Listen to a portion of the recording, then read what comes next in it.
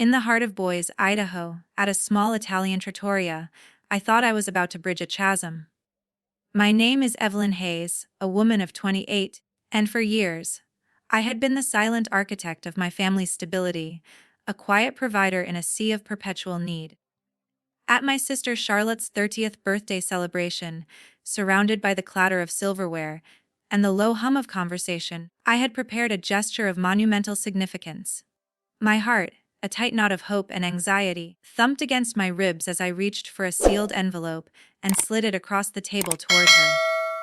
Inside its simple confines lay not a gift, but a promise, a testament to my unwavering commitment to their well-being.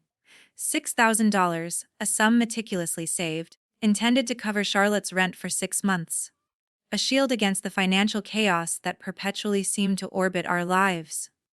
She tore it open, her eyes skimming the note inside, and a chillingly familiar smirk twisted her lips. "You think this means you're forgiven," she said. Her voice a low, venomous whisper that carried the full weight of a decade's worth of resentment. The table, occupied by my mother, my aunt, and a scattering of cousins, erupted in a sharp, derisive laughter. The sound, so unlike the warm applause I had hoped for, struck me like a physical blow.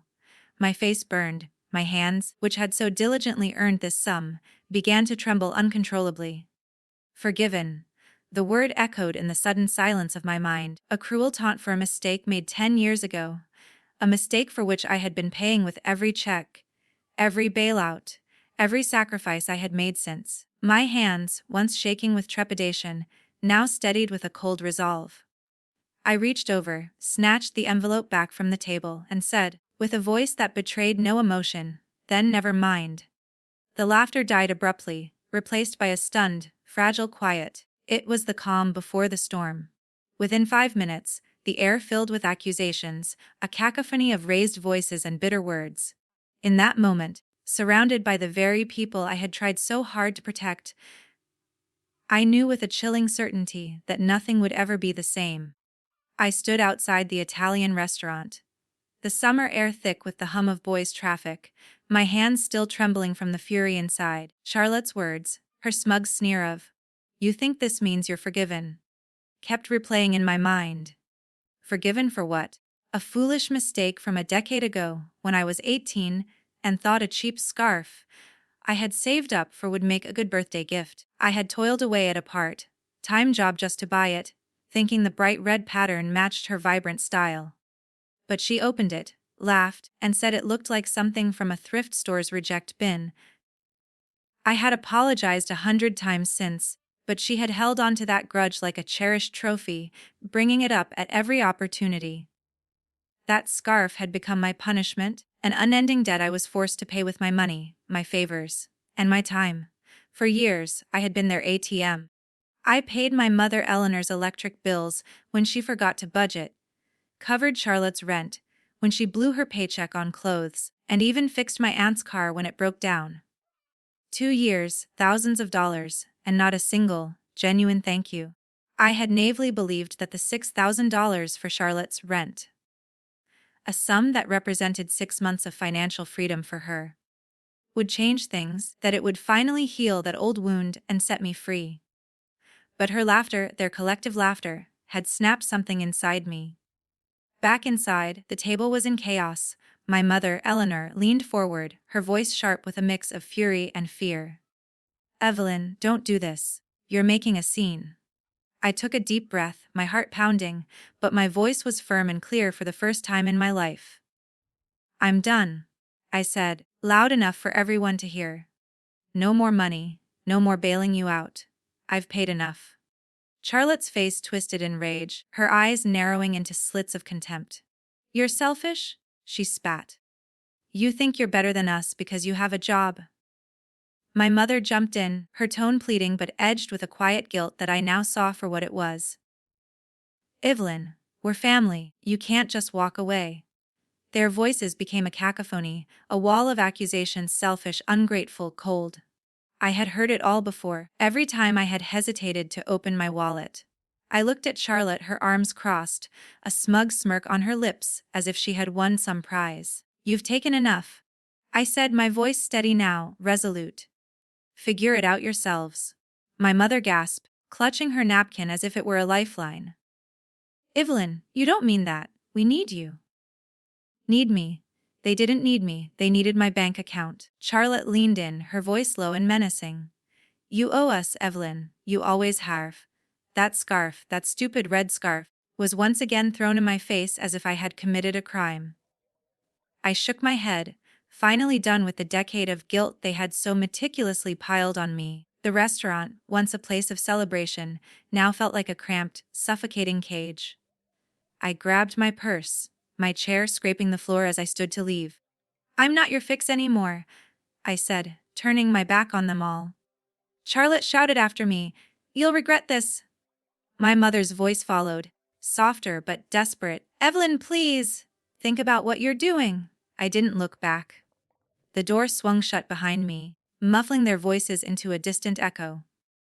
I stepped into the parking lot, my chest tight, but a strange sense of lightness settled over me. I had spent years trying to atone for a mistake that wasn't even a mistake anymore. They weren't worth this. I got in my car, the engine humming to life, as I pulled away from the restaurant and from them. My phone buzzed in my purse, with a series of texts from Charlotte, but I didn't check them. For the first time in years, I felt as if I could breathe.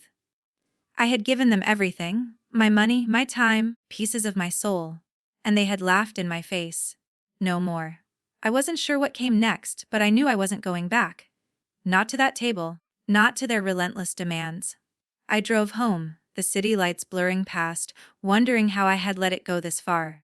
A week after I had walked out of Charlotte's birthday party, my phone would not stop buzzing. I was at home, sprawled on my couch, trying to focus on a design project for a client, but the notifications kept coming, a relentless digital assault. Charlotte sent a barrage of texts. Evelyn, you can't just cut me off. I need help with my car payment. Then another. You owe me after that stunt you pulled. My mother, Eleanor, was no better. Her messages were longer, dripping with guilt. Evelyn, we're struggling. You're all we have. How could you do this to us? I stared at the screen, my stomach twisting. They acted as if I had betrayed them, as if my years of paying their bills, of sacrificing my time and money, meant absolutely nothing. Charlotte's next text pushed me over the edge. I saw this cute jacket online, only $200, send it over. A jacket. She was jobless, living off my checks, and now she was demanding a jacket.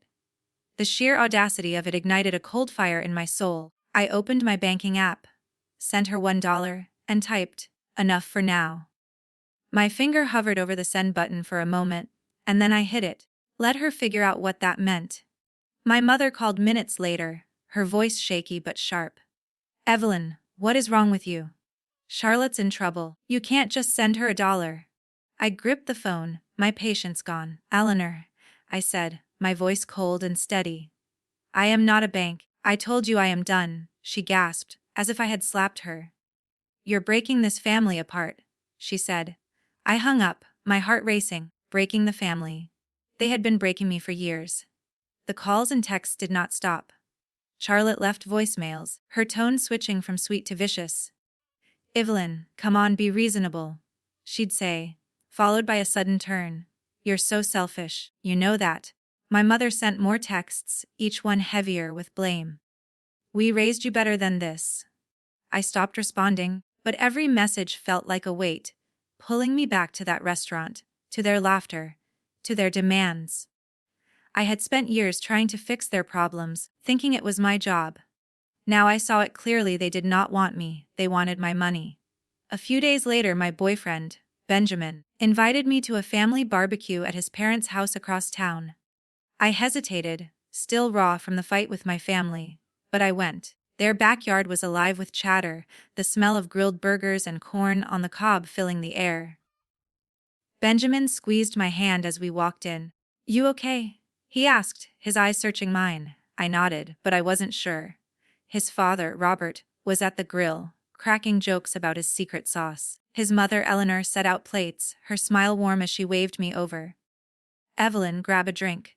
Make yourself at home, she said. It felt strange, this easy kindness, like stepping into a different world entirely. Then I met Benjamin's sister, Sophia, a 22-year-old with a quick laugh and paint splattered sneakers. She pulled me aside, away from the crowd. Zach told me what happened, she said, her voice soft but direct. Your family sounds like they don't see you. That's their loss. I blinked, caught off guard. No one had ever said that to me before. Sophia grinned, handing me a lemonade. You're pretty cool, Evelyn. Don't let them make you feel small. Her words hit me hard, like a door opening to a place I had forgotten existed. I wasn't used to being seen like this. We sat on the grass, watching Benjamin and his father argue good-naturedly about grilling techniques. Benjamin's mother brought me a plate, piling it high with food. You need to eat, she said, her tone gentle but firm, as if she genuinely cared. Sophia stayed close, asking about my graphic design work, genuinely curious. Show me your portfolio sometime, she said. I bet it's amazing. I smiled, my chest loosening for the first time in weeks. This family, these people I barely knew, made me feel like I belonged. No demands, no guilt trips, just warmth. By the time we left, the weight of my family's texts felt lighter. Charlotte and my mother were still out there, scheming and blaming, but I wasn't their fix anymore. Sophia's words stuck with me, their loss. Maybe she was right. I drove home with Benjamin, his hand on mine, the city lights flickering past. I didn't owe my family anything. Not my money. Not my guilt. For the first time in my life, I felt as if I could choose who mattered. It was a quiet September evening when my doorbell rang. I was at home, in Boise, sketching designs for a client and enjoying the peace I had so recently discovered. I opened the door, and there stood my mother, Eleanor, her face tight with a familiar worry. Evelyn, we need to talk, she said, pushing past me into the living room without waiting for an invitation. She sat on my couch, wringing her hands. The bank is going to take the house, she said, her voice low but urgent. I owe $7,000. You have to help us? Her eyes locked on mine, expecting me to pull out my checkbook as I always had. I took a deep breath, my chest tight. Eleanor, I said, my voice steady but cold. I told you I am done. I can't keep fixing your problems. Her face fell as if I had betrayed her. Evelyn, this is our home, she pleaded. Your sister and I have nowhere else to go. You're our only hope. Our only hope. I had heard that line before, every time she needed cash. For years, I had paid their bills, thinking it made me a good daughter. Now, I saw it for what it was, a masterclass in manipulation. You need to figure this out yourself, I said. I am not your bank. Her eyes widened, then narrowed. You're heartless, she snapped. After everything we've done for you. I shook my head. You need to leave. She stood, her hands shaking, and walked out, muttering about how I would regret this. The door clicked shut, and I thought that was the end of it. An hour later, the doorbell rang again. This time, it was Charlotte, my sister, standing there with her arms crossed, her face twisted in anger. You're really doing this? She said, stepping inside without asking. You're letting Mom lose the house. I stayed calm, though my heart was racing. Charlotte, I'm not paying anymore, I said. You both need to take responsibility. She laughed, a sharp, bitter sound. Responsibility. You're the one who owes us. You think you're some big shot with your fancy job, looking down on us? Her words cut, but I was done letting them hurt me. She kept going, her voice rising. You've always been selfish, Evelyn. That stupid scarf you gave me. You knew I'd hate it. You did it to humiliate me. That scarf again. 10 years later, and she still used it to guilt me. I stared at her, my patience gone. You're 30, Charlotte, I said. Grow up. She flinched, but her eyes burned with defiance. You're abandoning us, she said. You'll be alone, Evelyn. No one will want you. Her words stung, but I saw them for what they were, pure desperation. I pulled out my phone, opened my banking app, and sent her $2. I typed, "Time to grow up," and hit send. Her phone pinged in her pocket. She checked it, her face reddening. $2, she shouted. You think this is funny? I stepped closer, my voice low. It's more than you deserve, I said. Now get out. She stood there fuming, then turned and stormed out, slamming the door so hard the walls shook. I sank onto the couch, my hands trembling. $2. It wasn't about the money. It was about drawing a line. For years, I had let them pull me back, guilt me into giving more. But now I was done. Eleanor's pleas, Charlotte's insults, they couldn't touch me anymore. I had spent too long trying to fix their lives, thinking it would make them love me. But love doesn't work like that. They didn't want me. They wanted what I could give them. It was early October, and I was at my apartment in Boise, sketching designs for a freelance project. The silence was a relief after last month's chaos. My phone had been quiet. I was starting to feel like myself again. Then my doorbell rang. I opened it to find Sophia, Benjamin's sister, standing there with a shy grin, holding a rolled-up piece of paper. "I made something for you," she said, her eyes bright. I unrolled it carefully. It was a drawing, a vibrant sketch of a boy's street with bold lines and colors that felt alive. At the center was a figure that looked like me, standing confident, surrounded by light. "Sophia, this is incredible," I said, my voice catching. She shrugged her paint-splattered sneakers scuffing the floor. "I thought you'd like it," she said. "You're always creating cool stuff, so I wanted to give you something back." I stared at the drawing, my chest tightening with a warmth I hadn't known in years. No one in my family had ever done anything like this for me. My mother and sister took, they never gave. But Sophia saw me, saw my work, and thought it mattered. Later that week, Benjamin invited me to his parents' house for dinner. When we arrived, his father, Robert, was in the living room, flipping through a notebook. "Evelyn, got a minute?" he asked, waving me over. I sat beside him, curious. Robert was a retired architect, and he opened the notebook, showing me sketches of a local park renovation. "We're planning a community center," he said. "New mural, signage, maybe a sculpture. I've seen your graphic design work. Benjamin showed me your portfolio. You're good, really good. Want to take on the design for this?" I blinked, caught off guard. He wanted me, not my money or my fixes. Just me. I spent the rest of the dinner listening to Benjamin's mom talk about her book club, my mind racing with ideas for the project. Robert's offer was a chance to build something, to leave a mark that wasn't tied to my family's demands. By December, Boise was wrapped in a cold snap, and I was deep in the community center project. My life felt like it was finally moving forward. Then I got a call from an old family friend, someone I hadn't spoken to in years. She sounded hesitant. "Evelyn, I thought you should know. Charlotte lost her apartment." My sister Charlotte, now 30, hadn't paid rent since I cut her off. The friend said she was working as a server at a diner downtown, looking worn out. "She's struggling," the friend said. "It's tough to watch." I sat on my couch staring at my phone. Part of me felt a pang. Charlotte was my sister, after all. But the other part, the part that remembered her insults, her demands, felt nothing. I didn't call her. I'd spent years carrying her weight, and I was done. The friend mentioned my mother, Eleanor, too. "She's in a bad spot," she said. "Bills piling up." Their problems weren't mine anymore. The guilt I used to feel was gone. I thought about the community center, how my designs were coming together, and about Robert's praise. My mother and sister had only seen me as a solution to their problems, not someone with dreams of her own. A few days later, I got an email that stopped me cold. A local business owner had seen my portfolio online, thanks to Robert sharing it with his network. They wanted me to design branding for a new coffee shop opening in Boise. Logos, menu signage, the whole package. It was a big project, a chance to build my name.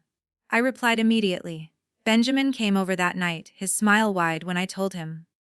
"You're killing it," he said, pulling me into a hug.